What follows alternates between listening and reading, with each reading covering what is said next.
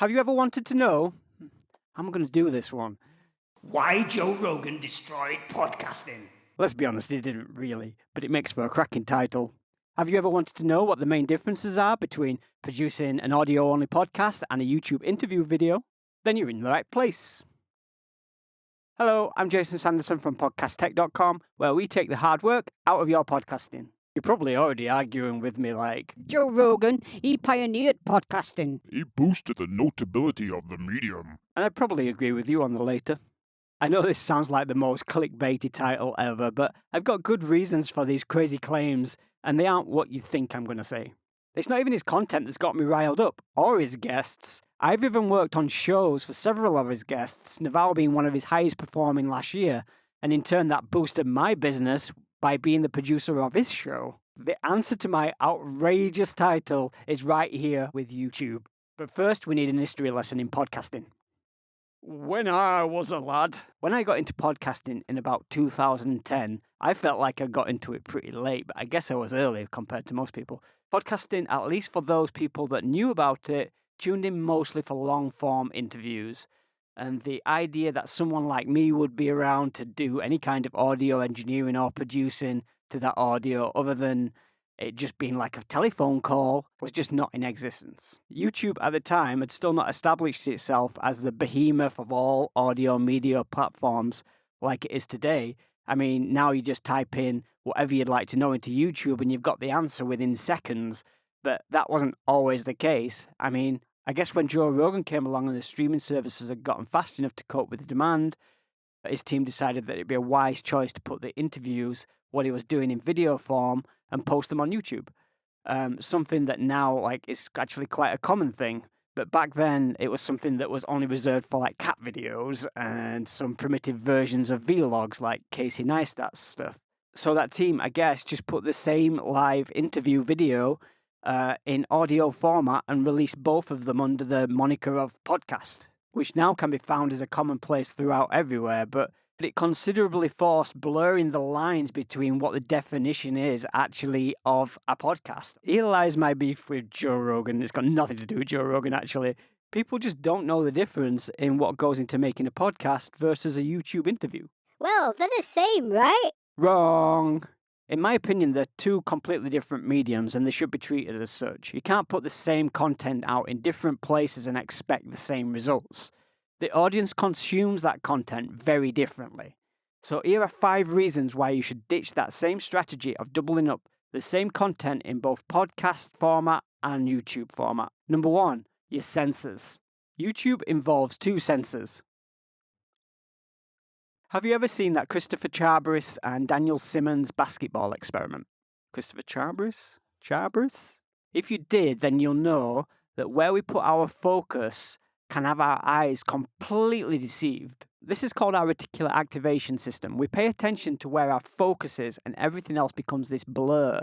We already know that we've got this 180-degree plane of vision as humans, but we ignore most of it the majority of the time. Well, the same happens for our ears when our eyes get involved, often placing our oral sensors as a secondary position to our vision as the main attention grabber. We as humans are really incredibly lazy, and our brains only want to take on board the smallest amount of information as possible in order to keep living. We conserve that energy as much as possible. Yet we're still programmed to hear that bear in the bushes. If we don't see it first. Let's be honest, if we see a bear in the bushes, the last thing that we're going to be thinking about is the sound and smell of our bowel movements. If our eyes aren't involved in what we are listening to, those noisy distractions are going to pop out way more than if we're looking in that same direction. 2, distractions. So we can try a simple experiment here. We've got this video. I want you to watch this video clip.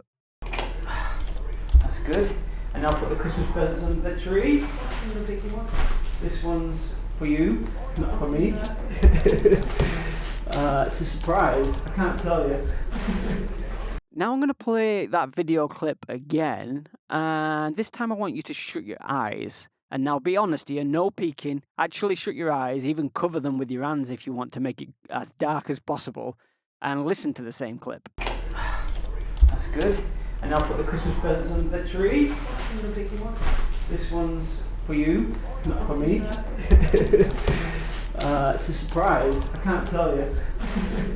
Now it's much more noisier, right? So even though it's the exact same clip, the noises and distractions and the ambience in the room are way more exaggerated just because we're listening only and our eyes are not involved. With your eyes involved, you're given this spatial awareness into the problem environment. You're no longer hearing that annoying echo and that background noise as a way of establishing yourself in the situation, or at least as much as when you're listening only. Podcast audio is inherently more full of distractions than the same content in video form. Everything from putting a cup down on the table, banging the door shut, children and dogs walking around in the background. Also, a 2-second pause can feel like a minute to someone with their eyes shut. Even stutters and broken sentences are way more distracting. Like another example, have you ever noticed how much harder it is to grasp sarcasm in audio-only format when you can't see the expression on the face? So let's just say, without video, audio production requires much more special attention, like more editing and noise reduction, and all the other things that we can do at Podcast Tech. Number 3, being untethered from a screen. One of the main differences in the two formats is how people consume them. I mean, mainly the untethering of our visual senses from a screen while listening to an audio-only podcast allows us to go about our day in a less restricted way, so the way that we consume it is completely different. Now, when talking about this to someone one time, they said, Well, what about all our other visual distractions and our other senses when we're listening to audio? Is that not the same? Are you still not getting distracted in the same way? well, think about it. We mainly consume audio-only podcasts while doing things like driving to work, shopping, walking the dog, cleaning the toilet. All these tasks are pretty much autopilot procedures, and for the most part, our reticular activation system is hardly pulling prime focus away from our listening ability. Whereas with YouTube, given that your eyes are now involved, your attention span is so much shorter because you've got two senses competing against each other. Number 4, attention span. What? Those pesky ads, those notifications, the way that we consume social media, that's all going to be pulling our attention away. You try squeezing 7 adverts into a YouTube episode, and you'll find people abandoning your video pretty quickly. Charisma is going to be more likely the thing that holds people's attention for entertainment purposes in video format, whereas even the most charismatic host is going to lose people to notifications or some kind of mind gymnastics within 15 minutes. Remember, YouTube's this place that people go to find quick answers. So for an inquisitive viewer, all it takes is an interesting topic, but with a small question that they need answering, and they're going to be typing that in to find the answer in another video, and you're going to lose them to somebody else's video in no time.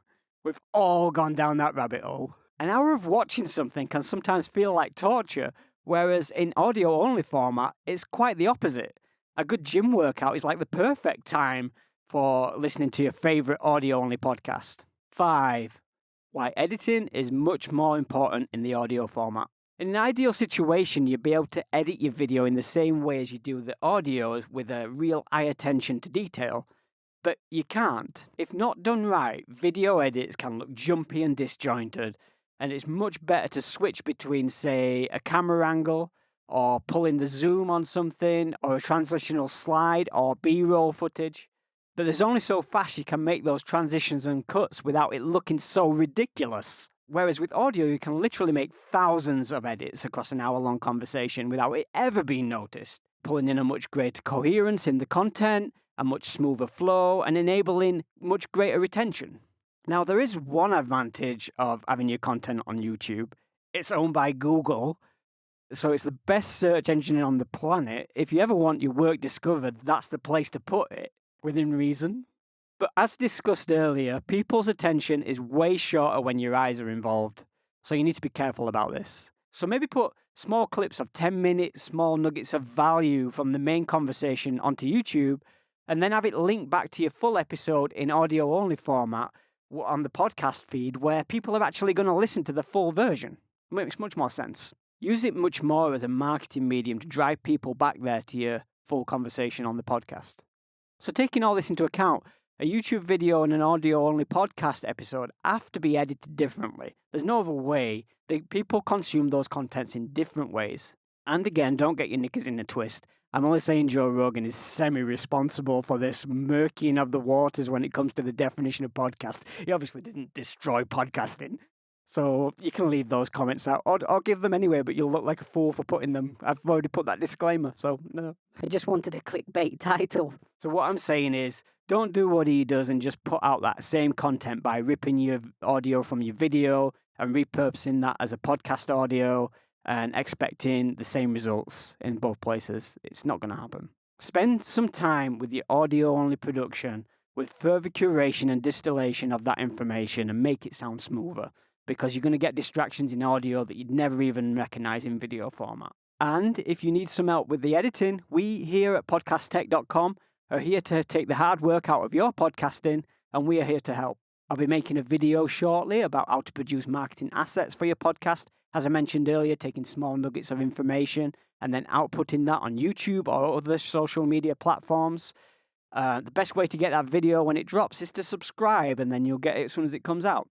I genuinely appreciate it, and it makes my day when I see that somebody's commented or liked, and it gives me that nudge to keep making these videos, and it also helps with the algorithm in YouTube to be able to share this content to more people. So I really love it. And if you don't, you're a selfish. So share the video with your podcasting friends, and then maybe we here at podcasttech.com can help with their podcast. I've been Jason Sanderson from podcasttech.com. What's been your podcasting challenges this week?